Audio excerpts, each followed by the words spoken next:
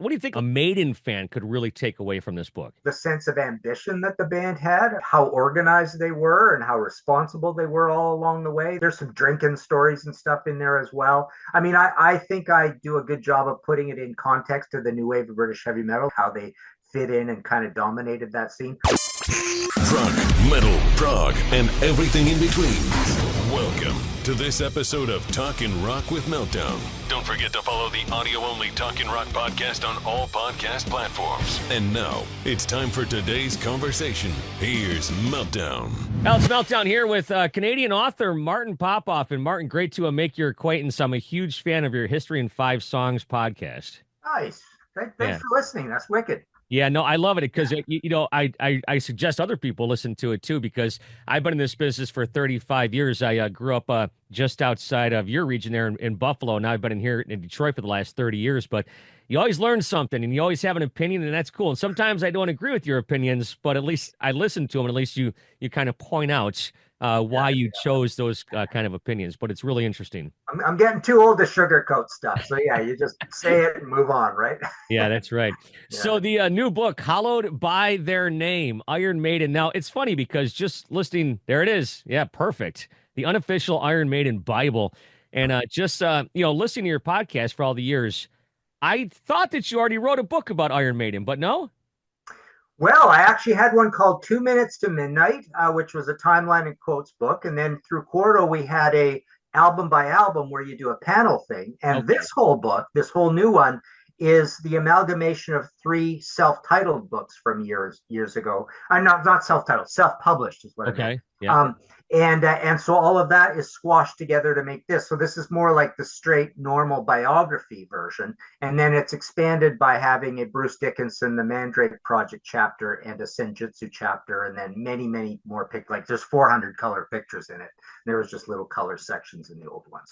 That's awesome. How hard is it to get permission to use some of these pictures? Is that a task in itself? Well, no. So all pictures are owned by the photographer. So you got to talk to them about it. So that's that. And then all memorabilia shots, you're pretty much always, for the history of all rock book writing, have been allowed to use memorabilia shots. And then, you can use record promo shots as well. Those are allowed because they're kind of put out there in the public.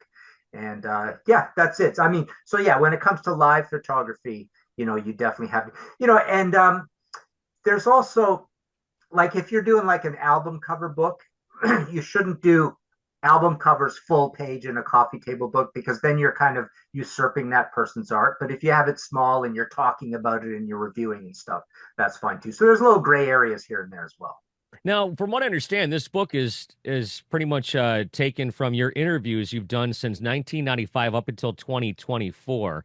And you've just compiled them, walks through Toronto. You just got your earbuds in, listening to this stuff, kind of compiling thoughts on writing a book, or how's that work? Well, there is a lot of my own interview footage in it, and that's good. I mean, that's what I want to do when I put out a book. So I'm adding some value, but it's a whole combination of that, plus some of the available press. So other people's interviews, reviews of the albums at the end of each chapter. I usually get into a little bit of that. I try to, and then my own analysis of the albums and the songs. So I'm reviewing as well. So if you take all those components and add it together, you can make a proper rock book. I never want to do a rock book where I haven't ever interviewed the band, like a biography type book. I've done some other books like that are different concepts where they're not interview intensive, but so it's not like even what would I say?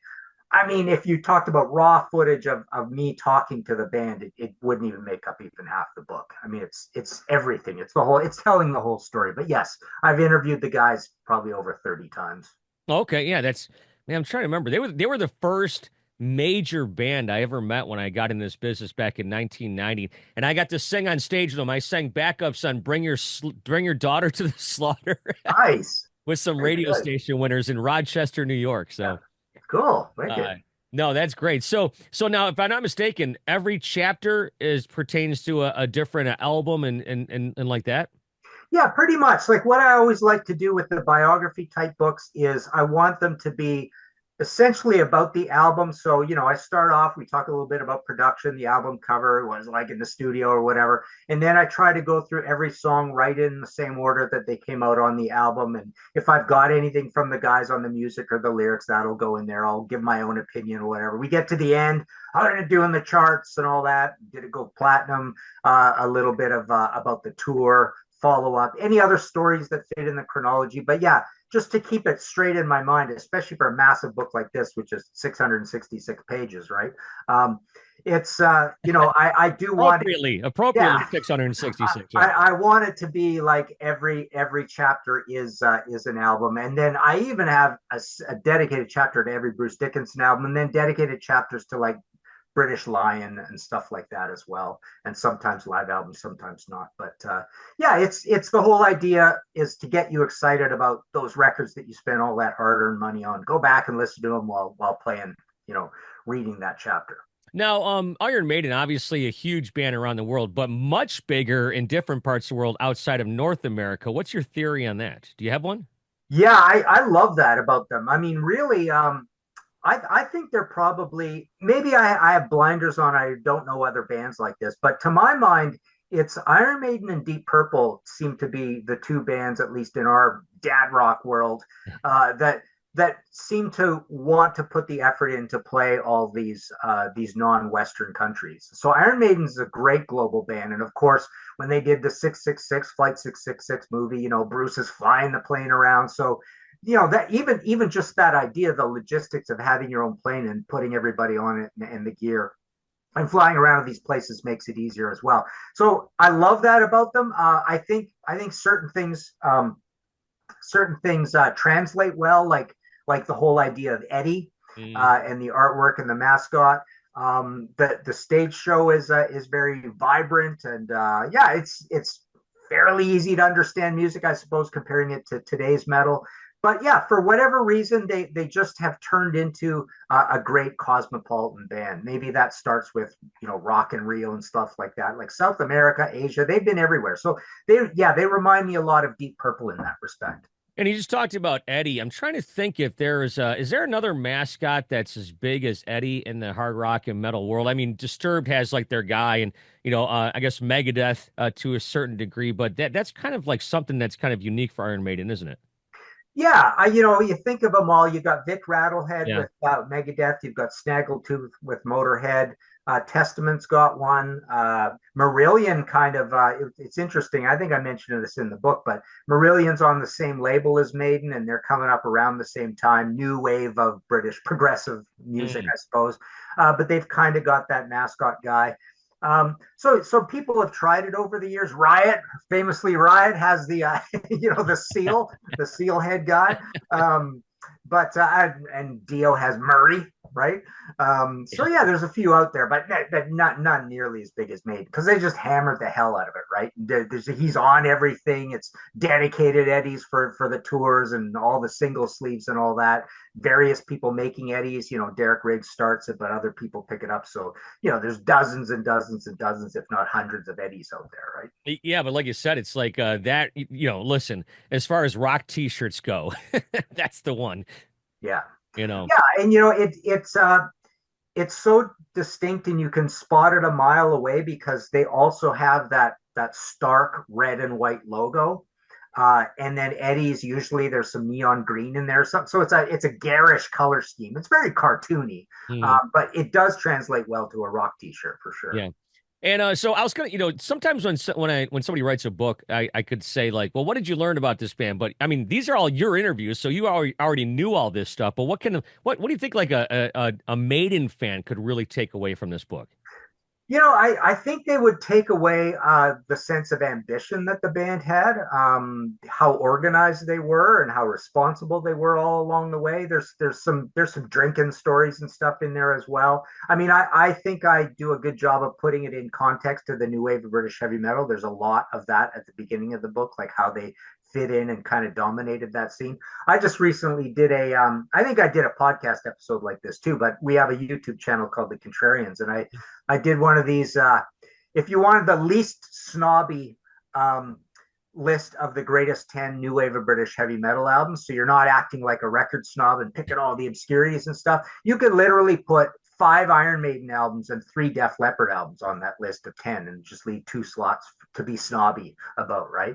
So for them to dominate, have a record every single year from 80 to 84, and they're all like, you could easily say they were the best record of that year. They all had magical, cool things about them, which means like, instantly with Iron Maiden, and then, well, even instantly with Soundhouse Tapes, people were talking about how excited they were about this band.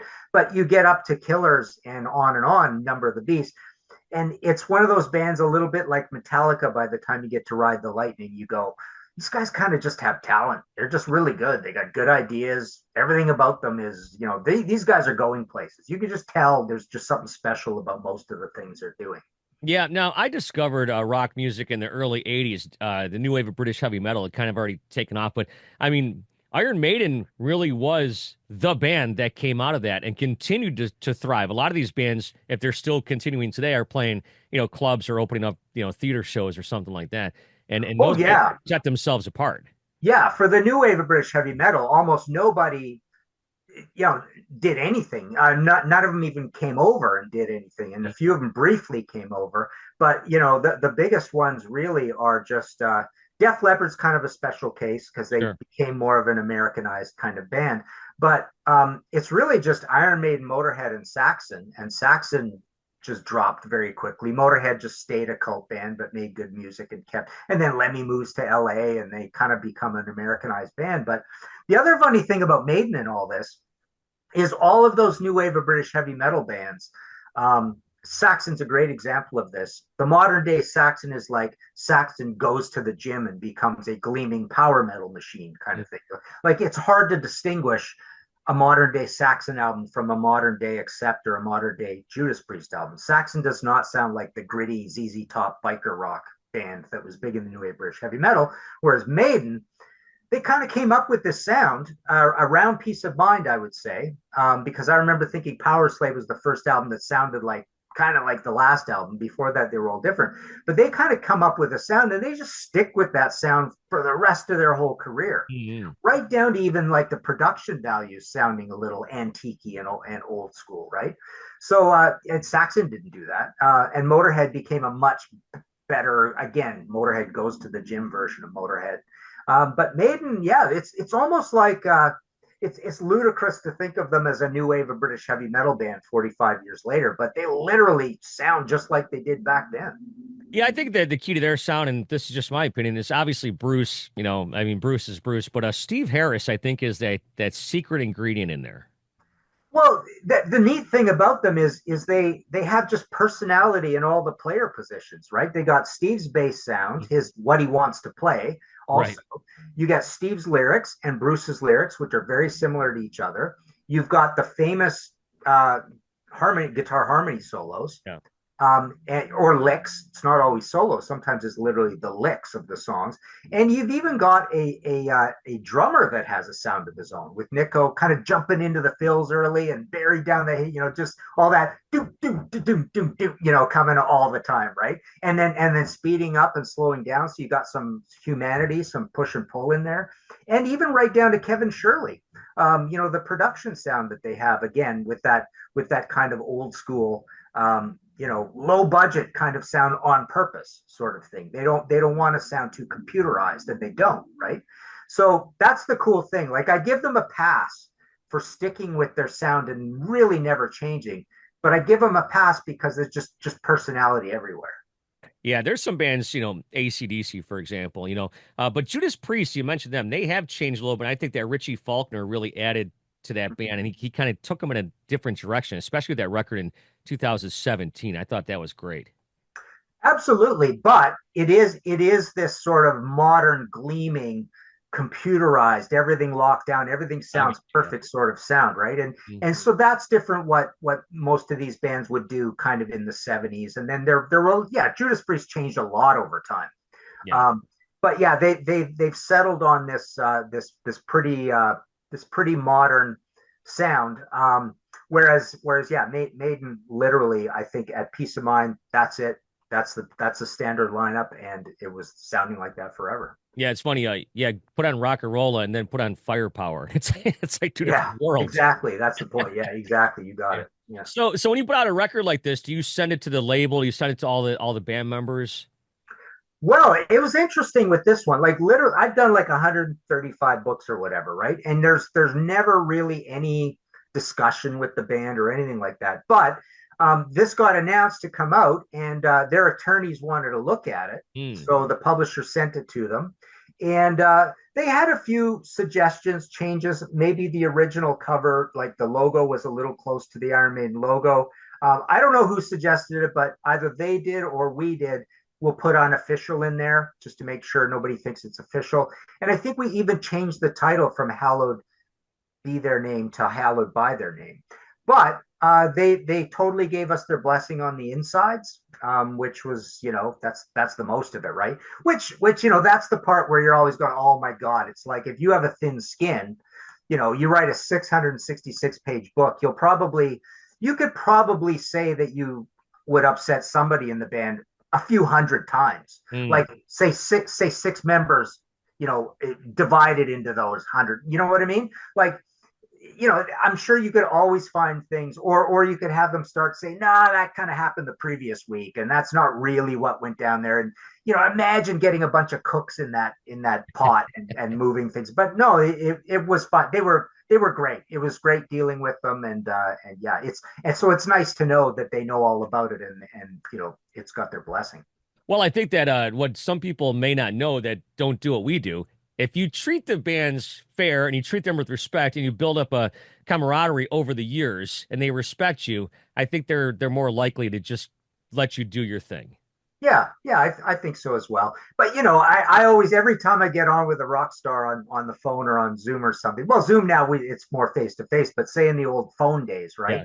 It's like I always wonder, does this person remember me? Let's see. We're up to interview 4 or 5, but that's over 20 years. I have no idea if they know who I am, right? You just plow through the thing, and you don't want to embarrass them either, and say, oh yeah, remember? Yeah, we met before, right? It's like.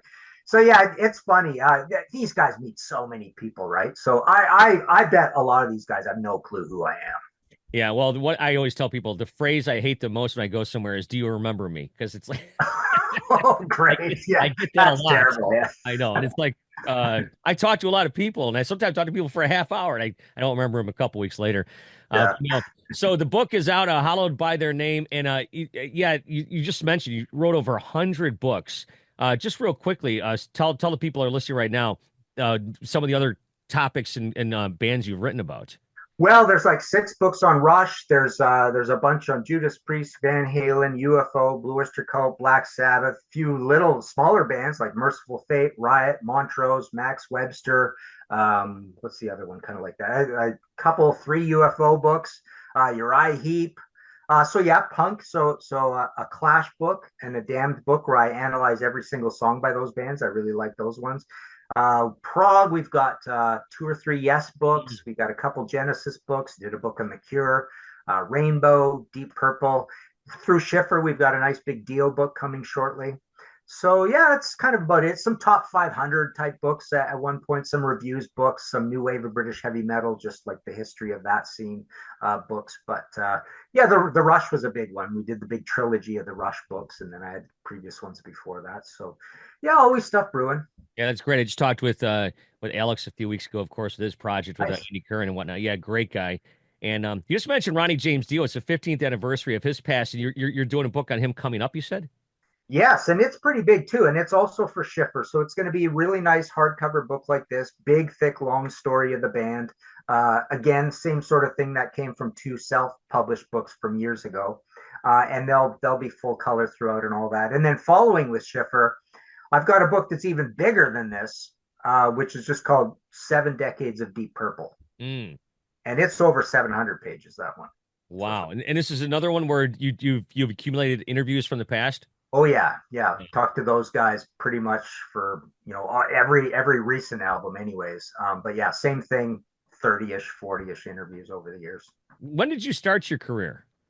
Late. I did a self-published book of record reviews in 1993, so I was 30 in 1993, and then in 1994, Tim Henderson started Brave Words and Bloody Knuckles. And Mm. I started that immediately with him. So we started a rock magazine here in Toronto, and then but by that year or the end of that year or next year, I was starting to interview guys and getting free CDs and all that stuff. So I picked it up then. So 94 through to 2000, I also had a side job, but in 2000, I went full time. So that's why I'm able to get a lot of this stuff done. People think that's a lot of books, but I write fast, and I'm one of the only guys of my buddies who write all these books that doesn't have another job. This is my job. So Yeah.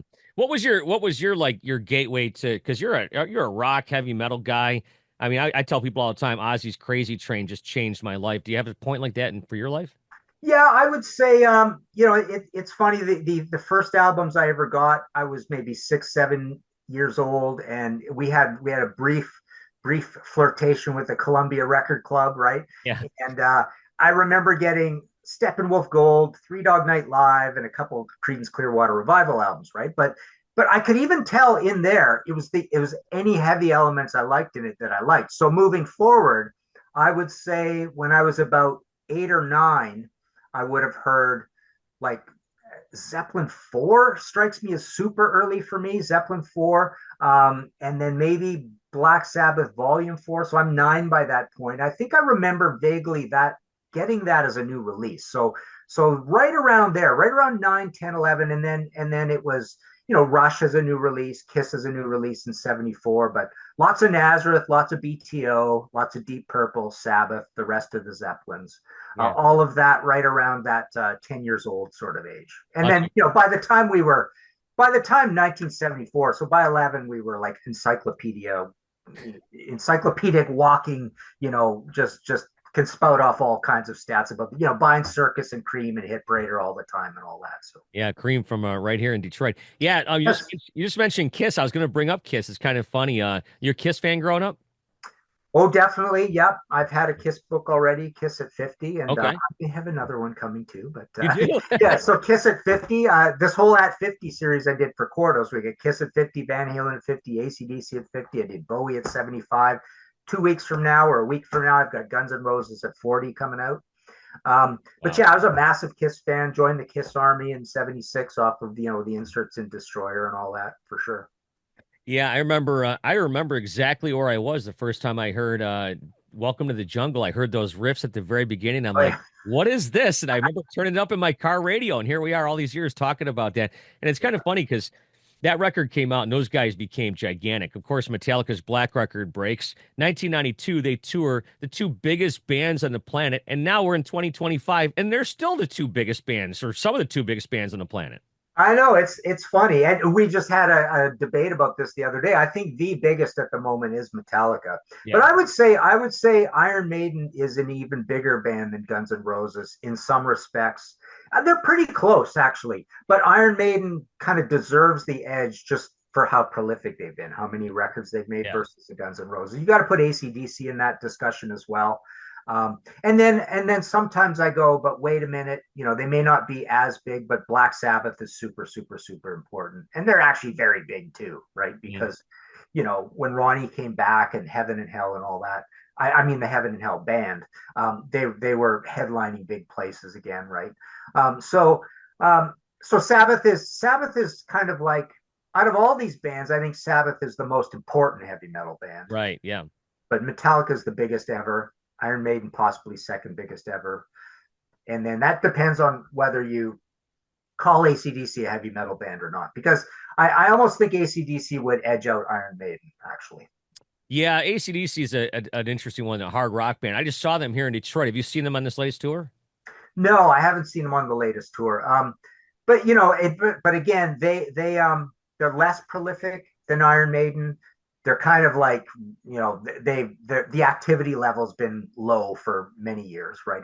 They're not super active band, and but by record sales, see, Maiden's a funny one where I often wonder if there's something weird going on where they just don't seem to care about going out and getting their gold and platinum designations. I think most of those albums should be higher than they are. Mm. But, you talk to Rod and he kind of does say, we don't really sell that many records, but I think they sell more than is showing. And if they went and did a proper certification, they would go up. But AC/DC's got, one of the biggest selling albums of all time. It's got, I think, what is it? Four times platinum for those about to rock, maybe 6 or 7 times platinum for Highway to Hell, 5 times platinum for Razor's Edge. Maiden has nothing like that. And Metallica has a lot like that. Metallica is also a huge record. Did you see them when they were in Toronto?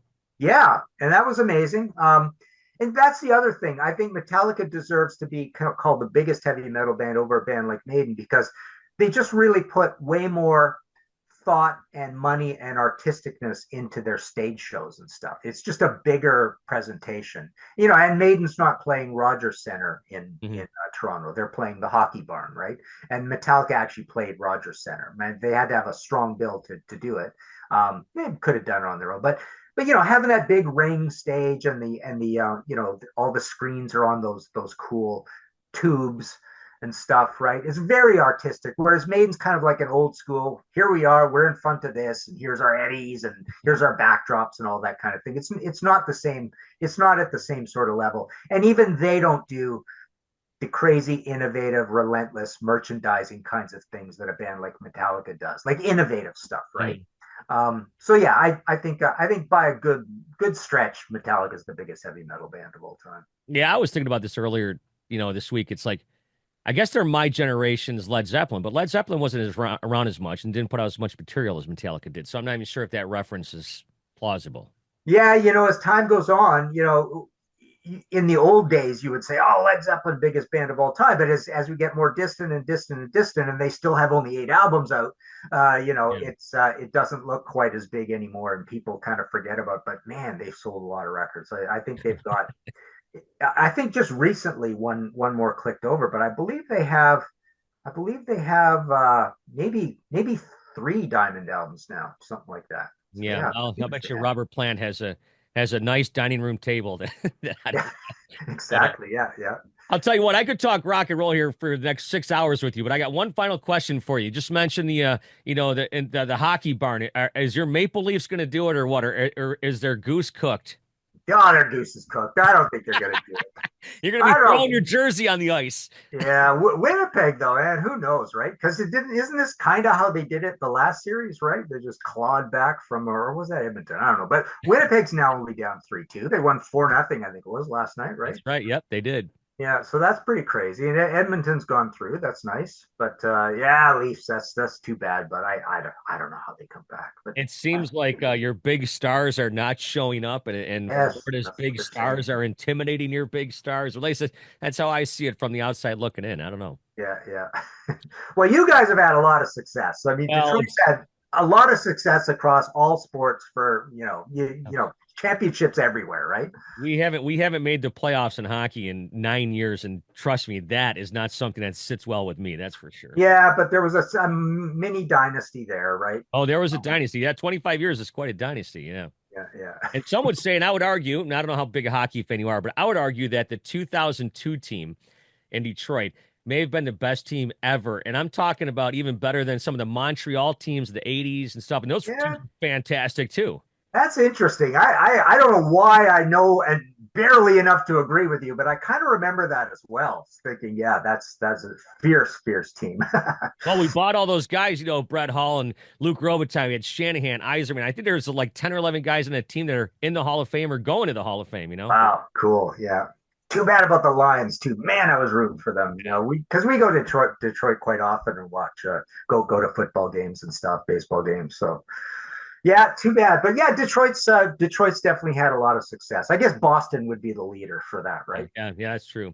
Well, Mark, thanks so much for your time. Hallowed by Their Name is the book. Also, the History in 5 Songs, of podcast. Love that. And thank you so much for taking the time and talking rock and roll with me. Wicked. That was a lot of fun. Thank you.